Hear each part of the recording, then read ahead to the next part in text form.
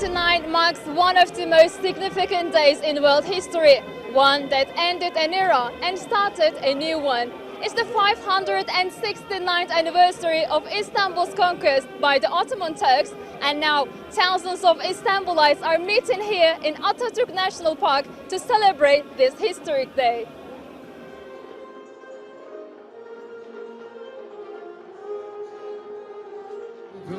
Zincirimi, hoş geldin ey hürriyet.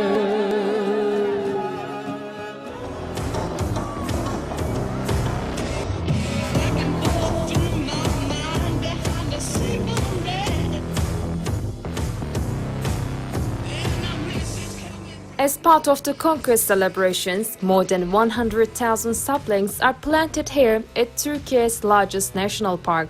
President Recep Tayyip Erdogan planted the first sapling to honor the victory over the Queen of Cities.